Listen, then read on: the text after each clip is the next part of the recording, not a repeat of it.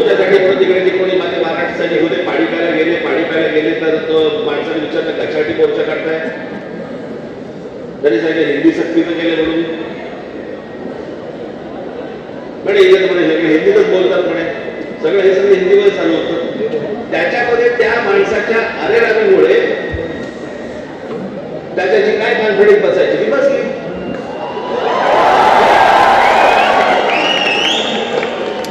मला काही त्या सगळ्या व्यापाऱ्यांनी बंद पुकारला, तुमच्या मार्गी होती अजून नाही मारली आहे.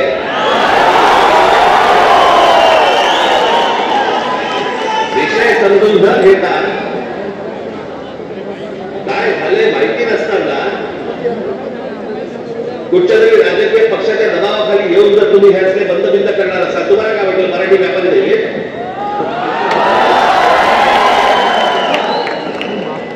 दुकान बंद करून किती काळ राहणार? शेवटी आम्ही काहीतरी घेतलं तरच दुकान चालणार ना. महाराष्ट्रामध्ये राहताय, शांतपणे राहा, मराठी शिका. आमचं काही वावडं नाहीये, तुमच्याशी काही भांडण नाहीये, पण मस्ती करणार कसं इथे तर महाराष्ट्राचा धडका बसणार म्हणजे बसणार.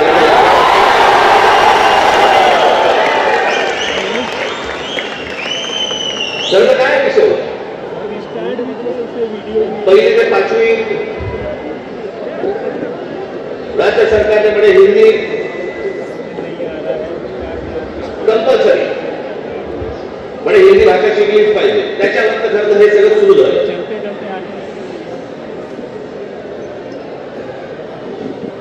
काल आमचे जे मुख्यमंत्री महाराष्ट्र राज्याचे देवेंद्र फडणवीस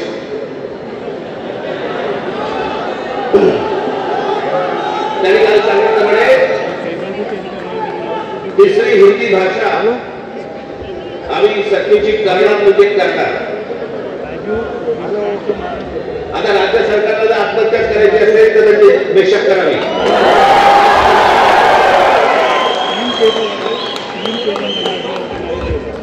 त्या दिवशीच्या मोर्चाच्या फक्त धसक्याचे निर्णय मागे घ्यायला लागला होता.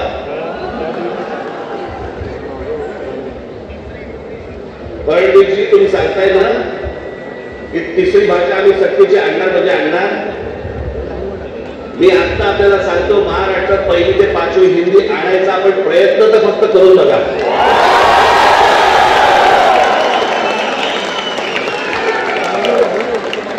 दुकानाने शाळाही बंद करेल.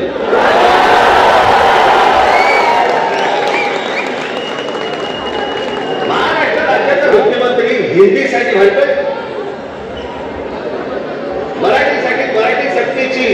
इतर ज्या बाकीच्या शाळा आहेत त्याच्यामध्ये तुम्ही आज मराठी आणली पाहिजे, सक्तीची केली पाहिजे.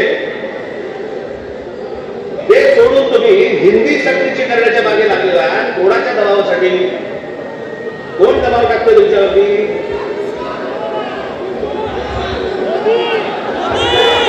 हे केंद्राचं पूर्वीपासूनच आहे, काँग्रेस असल्यापासूनच आहे हे सगळं.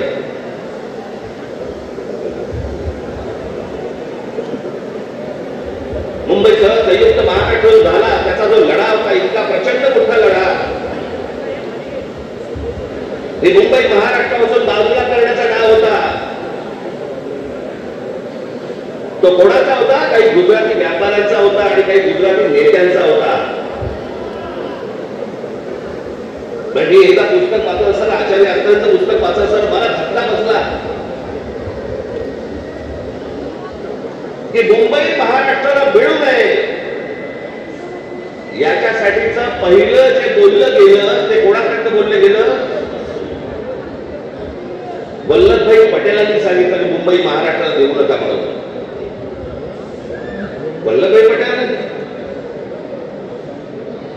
ज्यांना आजपर्यंत आम्ही लोह पुरुष म्हणून मानत आलो, या देशाचे गृहमंत्री, आम्ही त्याच्याकडे आदराने आजपर्यंत पाहत आलो. तुम्ही महाराष्ट्राला विरोध केला.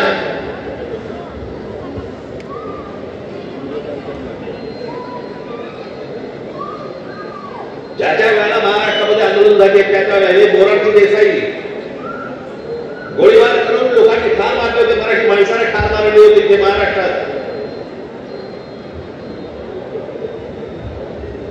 गेले अनेक वर्षांचा ह्याचा मुंबईवरचा डोळा आहे, अनेक वर्षांचा. हे सहज नाही होत सगळ्या गोष्टी. मी त्या दिवशीच्या माझ्या भाषणामध्ये मी म्हटलं ना, हे चाचपडून बघताय, तुम्हाला चाचपडून तपासून बघताय की हिंदी भाषा आणली, बघू महाराष्ट्र विरोध करतोय का, बघू मराठी माणूस पेटतोय का, बघू मराठी माणूस जिवंत आहे का. आणि तो जर शांत दिसला तर हिंदी भाषा आणणं ही त्यांची पहिली पायरी असेल. आणि हळूहळू हळूहळू हळूहळू या सगळ्या गोष्टी करून मुंबई ताब्यामध्ये घ्यायची आणि ती गुजरातला मिळवायची, हे ह्यांचं स्वप्न आहे.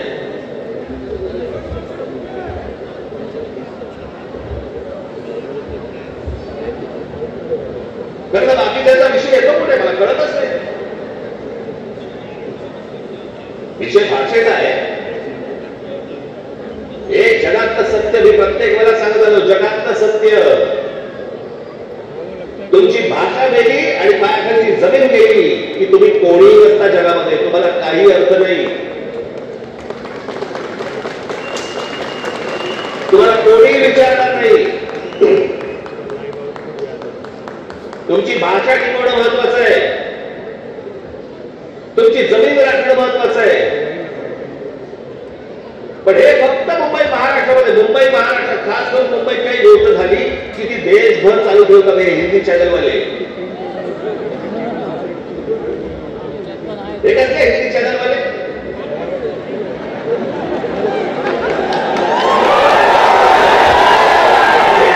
या सत्ताधाऱ्यांच्या चपलेखालची ढेकळे की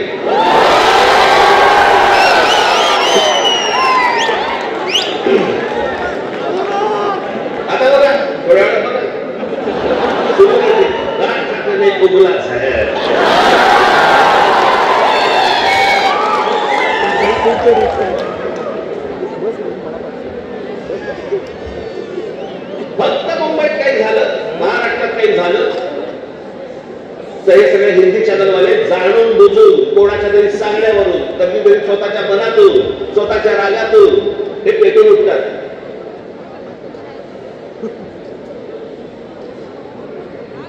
माझ्या बिहार मधले जे काही लोक आहेत, माझं त्यांनाही विचारणं आहे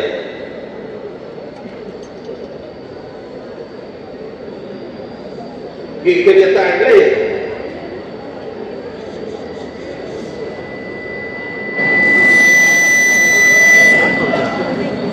28 सप्टेंबर 2018. ऐका नाही मी काय बोलतोय. 28 सप्टेंबर 2018 धुंदार, हिम्मतनगर जवळ, जिल्हा साबरकांठा, गुजरात. 14 महिन्याच्या एका मुलीवरती बलात्कार झाला. ती मारहाण, त्याच्यानंतर बिहारी लोकांना गुजरातमध्ये मारहाण केली आणि जवळपास मारहाण करून 20,000 लोकांना गुजरात मधनं बिहारांना हाकलून दिले, बाहेर काढले. झाले का बातम्या?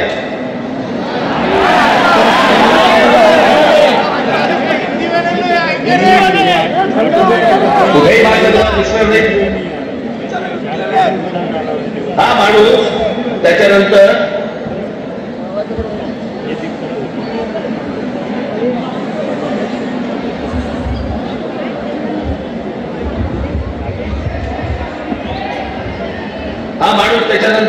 याने भारतीय जनता पक्षामध्ये प्रवेश केला, त्याला तिकीट दिलं गेलं आणि तो आमदार देखील झाला. म्हणजे यांच्या राज्यामध्ये हे वाटेल ते करणार, बाहेरच्या राज्यांमध्ये लोक आतमध्ये घेणार नाहीत, त्यांना मारणार, हाकलून देणार. 10-20 आता परत झालं, आता परत गुजरातमध्ये झालं आणि बिहारी लोकांना गुजरातच्या बाहेर काढलं. झाल्या बातम्या? नाही झाल्या. इथे एका मिठाईवाल्याच्या कानफडीत बसल्यावरती देशाची बातमी म्हणते.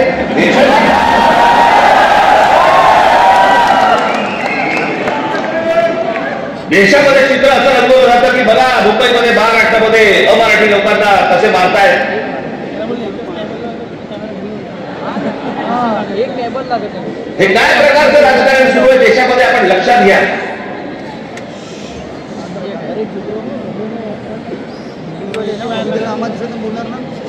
कसली कोणती हिंदी घेऊन बसलो आपण, ज्याला साधा 200 वर्षाचा इतिहास आहे. 200 वर्ष. मराठी भाषेला 2,500 ते 3,000 वर्षांचा इतिहास आहे.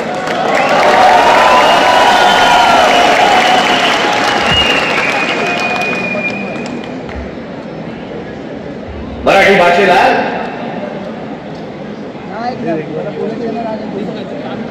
अभिजात भाषेचा दर्जा मिळाला.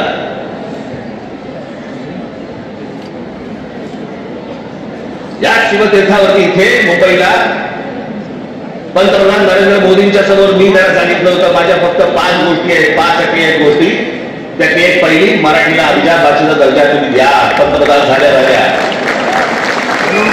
दर्जा दिलाय, वर्ष झालं, 1 रुपया नाही आलाय.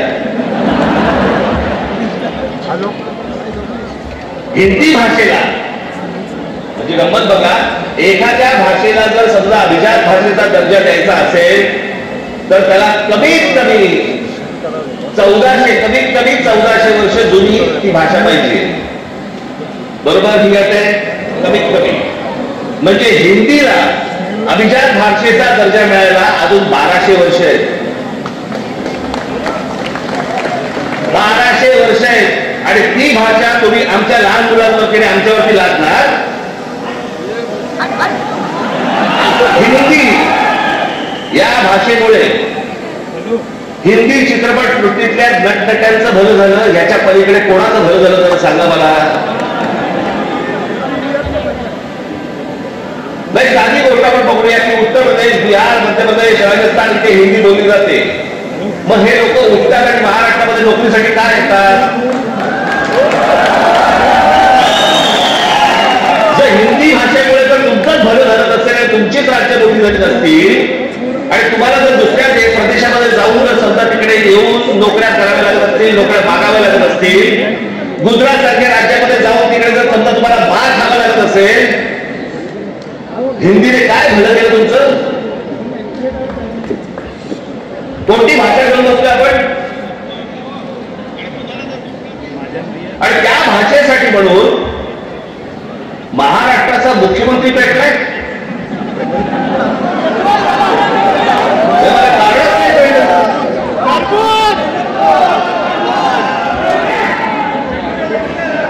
मी तुम्हाला साधी गोष्ट सांगतो, हिंदी ही या देशात कोणाचीही मातृभाषा नाही. हे पहिल्यांदा सर्वांनी लक्षात घ्या. ज्याची काल परवाकडे कानपडीत बातमी करा, त्याला विचार तुझी मातृभाषा कुठची?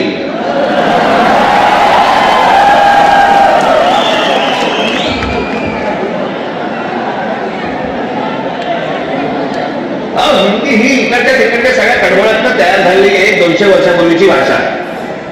बाकीच्या सगळ्यांना केवढ्या जुन्या भाषा आहेत. उत्तर प्रदेश, बिहार आता समजलं पाहिजे, राजस्थान आता समजलं पाहिजे. मी आता एक आणलं इथे उदाहरणार्थ बघा. हिंदी या भाषेमुळे हिंदीने किती भाषा मारल्या तर जवळपास 250च्या आसपास भाषा मारून टाकल्या. त्याच्यामध्ये कांगरी, गडवाली, कुमाऊनी, अवधी, हरियाणी, ब्रज, भोजपुरी, मगधी, बाघेरी, छत्तीसगडी, बुंदेली, माळवी, दिल्ली, नागरी, बागरी, मारवाडी अशा अनेक भाषा आहेत.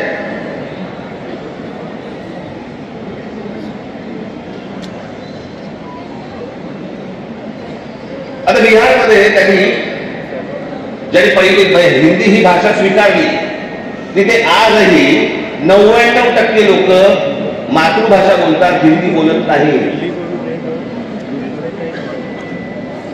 म्हणजे अशा तर मी तुम्हाला सांगतो,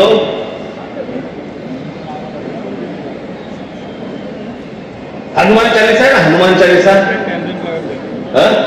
ज्याला तुम्ही हिंदी म्हणता ते अवधी आहे, हिंदी नाही.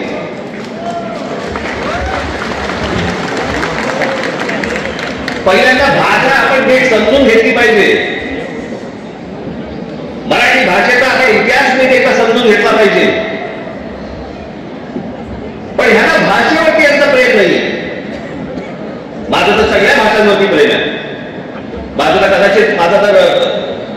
कदाचित चुकीचा नसावा, परंतु महाराष्ट्रामध्ये जेवढे काही नेते आहेत त्या सगळ्यांपेक्षा हिंदी माझं बरं आहे. आणि याचं कारण माझे वडील. माझ्या वडिलांना व्याकरणासकट उत्तम मराठी तर येतच होतं, उत्तम इंग्रजी येत होतं, उत्तम हिंदी येत होतं, आणि माझ्या वडिलांना व्याकरणासकट उत्तम उर्दू येत होतं. भाषा कोणतीही वाईट नसते, कधीच वाईट नसते. जगातली कुठची भाषा वाईट नसते. हिंदी ही काही वाईट भाषा नव्हे. आमच्या लागणार असा नाही बोलण्याचा.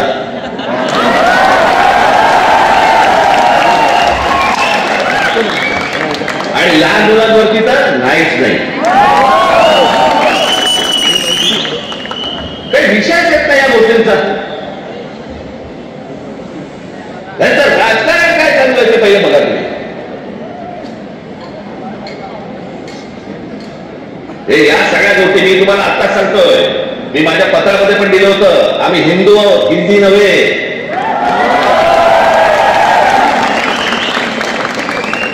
पण हिंदुत्वाच्या बुरख्या खालून जर समजा तुम्ही माझी मराठी संपायला येणार असाल, माझ्यासारखा कडवट मराठी तुम्हाला सापडणार पण नाही.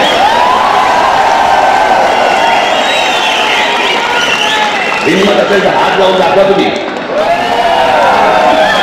आणि हे सगळं षडयंत्र मुंबईला जर हात लावायचा असेल तर ह्या ठिकाणचे सगळ्या मेरा भाईंदर पासून तिथे पालघर पर्यंतच्या सगळ्या जेवढ्या मतदारसंघ आहेत ते मतदारसंघ ह्यांना अमराठी लोकांचे करायचे.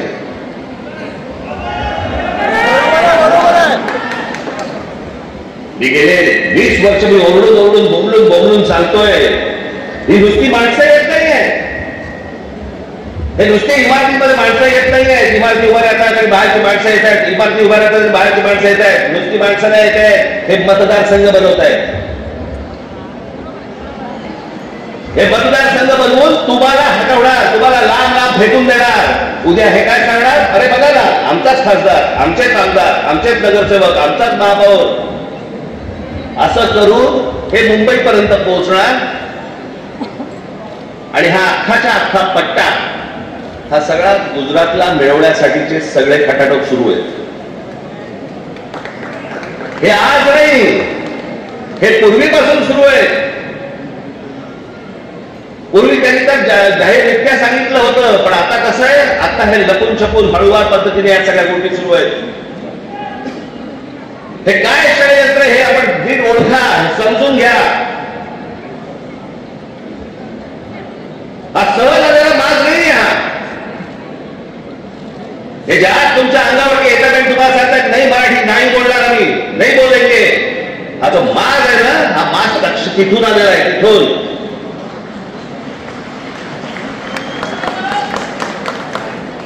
या तुमच्याकडे काही लंब तेवढं भाषण करण्यासाठी नाही आलो मी खरं शाखेच्या उघडला आलो होतो. मला अविनाशने मला सांगितलं की साहेब तिकडे येणार साथ एक छोटी सभा आपण घेऊन टाकू.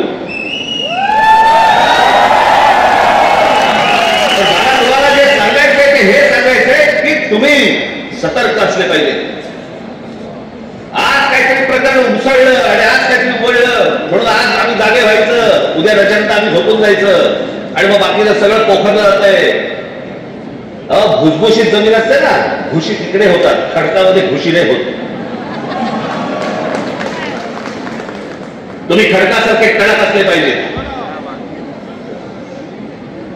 महाराष्ट्राची तुम्ही भक्कमपणे बाजू उभी केली पाहिजे. महाराष्ट्र काय हा तुम्ही समजून घेतला पाहिजे. मी जे सतत तुम्हाला जे सांगत असतो ना, 1400 वर्ष राज्य केलेला हा महाराष्ट्र या प्रांतावरती. मी आज एकदा बोलत आलो, तुम्हाला सांगत आलो की ह्याला पर्शियन लोक ह्याला हिंद प्रांत म्हणत. छत्रपती शिवाजी महाराजांची गोष्ट पण काय होती, हे हिंदवी स्वराज्य व्हावे ही नव्हती, हे हिंदवी स्वराज्य व्हावे ही होती. या हिंद प्रांतावरती आमची सत्ता असावी. हा संपूर्ण हिंद आमच्यावरती इथे सरकार स्थापन नाही करायची. आम्ही कोणी गुलाम नाही आहोत. या प्रांतावरतीचा अधिकार कोणाचा असेल तो आमचा आहे. आणि 1400 वर्ष या मराठी शाहीने जे राज्य केलं, ज्याला आपण म्हणतो ना आटकेपार आणि झेंडे फडकवले. आटकेपार झेंडे फडकवले म्हणजे काय? आजही मला असं वाटतं पाकिस्तानच्या वायुदलाच्या नैऋत्येला तो अटक नावाचा किल्ला आहे. त्या किल्ल्यावरती भगवा ध्वज फडकला. ते अटक किल्ला, तो अटकेपार झेंडे फडकवले आम्ही. कितपर्यंत पोहोचले होते मराठे? तो महाराष्ट्र हतबल आहे. तो महाराष्ट्राच्या समोर हात पसरतोय. आम्ही भिका मागायच्या, आम्हाला न्याय द्या म्हणून. तुम्ही या महाराष्ट्राचे राजे, तुम्ही या महाराष्ट्राचे मालक. बाकीची माणसं बाहेर आली ती तुमच्यावरती रुबाब करणार आणि आम्ही हतबलतेने त्यांच्यासमोर बोलणार, अरे नाही नाही भाईसाहेब ऐसा मत का.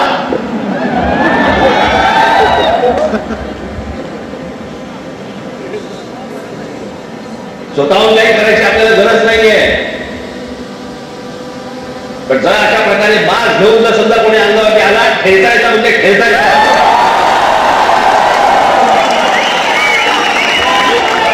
त्या दिवशी तो कोणतरी भारतीय जनता पक्षाचा एक खासदार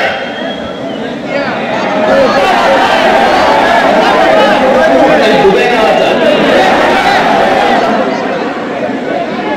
कसं काय बोलला, मराठी लोगों को हम यहाँ पे पटक पटक के मारेंगे.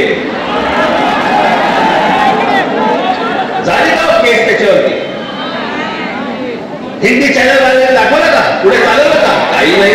बघा कसं असतात, कशा असतात ते बघा. तू आम्हाला पटक पटक के मारणार? दुबे दुबेला तुम्ही सांगतो दुबे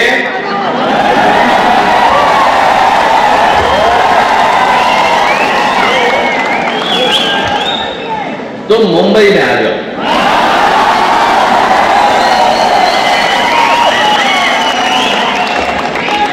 मुंबई के समुद्र में डूबे डूबे कर मारिए.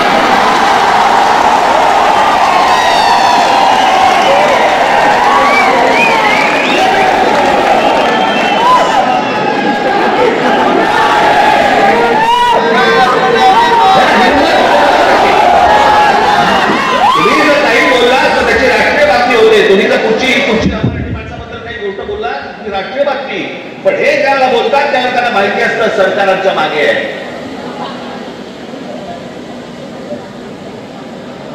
कारण सरकारच जर सत्ता या गोष्टी इथे लादत असेल तर या लोकांची हिंमत तर वाढणारच आहे. एक गोष्ट त्या दिवशी मी सांगितली, पुन्हा एकदा सांगतो, तुमची सत्ता असेल ती लोकसभेमध्ये आणि विधान भवनामध्ये. आमची सत्ता रस्त्यावरती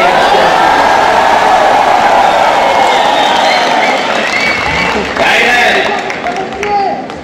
56 इंचाची तुम्ही पण छाती बाहेर काढून फिरा. महाराष्ट्र आहे तुमच्या बाबाचा महाराष्ट्र आहे.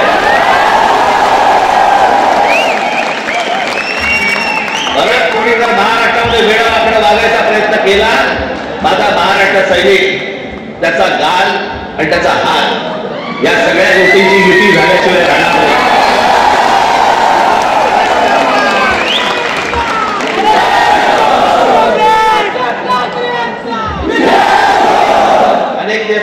सरकारी पत्रकार असतात, काही बेरोजगार पत्रकार असतात आणि मध्ये बेरोजगार पत्रकार तुमच्या युट्यूब चॅनल वरती जातात आणि म्हणतात की माहिती की नाही ही फडणवीसांनी लिहिलेली स्क्रिप्ट आहे. हा कोणता स्क्रिप्ट रायटर आहे मला अजूनपर्यंत कळलेला नाही, जो स्वतःचा अपमान पण त्याच्यामध्ये लिहितो. ज्याला हे सगळं मागे घ्यावं लागलं, सगळ्यांकडनं दबाव आल्यानंतर मी हे दोन्ही GR मागे घेत आहे, हे स्क्रिप्ट रायटर लिहू शकतो. पण हे काय चालू आहे? हे तुमच्या मनात काहीतरी विष घालवणं सुरू आहे की हे बघा, हे आपण सगळं एक येतात, बघा हे सगळं आता सगळं सुरू आहे. कशाचाही संबंध नाही आहे. कोणाशी माझी मैत्री असो दुश्मनी असो काहीही असो, एक गोष्ट निश्चित सांगतो, महाराष्ट्राच्या बाबतीत, मराठी माणसाच्या बाबतीत आणि मराठी भाषेच्या बाबतीत राज ठाकरे कोणाची तडजोड करणार नाही. याच्या आधीही केली नाही, आताही केली नाही आणि पुढेही करणार नाही. मला असं वाटतं तुम्ही देखील त्याच पद्धतीने महाराष्ट्रामध्ये राहिलं पाहिजे, जगलं पाहिजे, वावरलं पाहिजे. आणि जे कोणी इथे राहत असतील मराठी लोक, मी त्यांची माझ्या एका मित्रांना दाखला दिला होता, बाकीच्यांनी देखील लवकरात लवकर मराठी शिकण्याचा आपण प्रयत्न करावा. आम्ही तुमच्याशी मराठीत बोलू. माझे तुम्हाला सर्वांना तुम्हाला सांगणं आहे, ज्या ज्या ठिकाणी जाल, दुकानात गेलात, बसमध्ये गेलात, ट्रेनमध्ये गेलात, टॅक्सीत बसलात, कुठेही गेलात, जास्तीत जास्त प्रमाणात म्हणण्यापेक्षा कायमस्वरूपी तुम्ही समोरच्याशी मराठीमध्येच बोला, त्याला मराठी बोलायला. आता माझ्याकडे कर्नाटकातला व्हिडिओ आलाय. कर्नाटकामधले तो माणूस तिकडे त्या रिक्षावाल्याला हाकलून देतोय, बातम्या नाही होणार, कारण त्यांचे सत्ताधारी, त्यांची सरकार त्यांच्या जनतेच्या, त्यांच्या लोकांच्या खंबीरपणे पाठीशी उभे असतात. वरती कोणी येऊ अगर न येऊ, हे महाराष्ट्रच फक्त भोगत आला आणि महाराष्ट्रच फक्त भोगतोय. त्याला काय वागायचं त्यांचं त्यांनी वागावं. पण मला तुम्हाला फक्त एवढंच सांगायचंय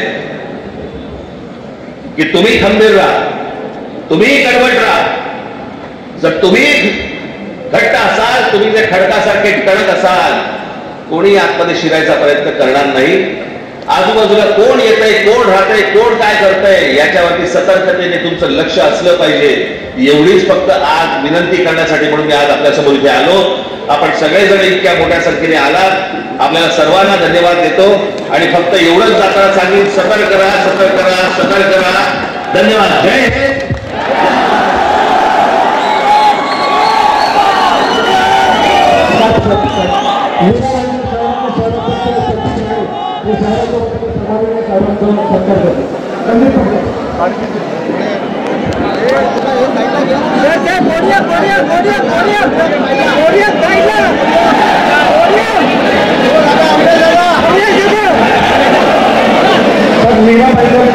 आगरी कोळी समाजातील काही महिला आपल्याला भेटायला आलेल्या आहेत. मी विनंती करेन की त्या महिलांनी पुढे यावे. 2 मिनिटं त्या महिला महिलांच्या आगरी कोळी समाजाच्या महिला आगरी कोळी समाजाच्या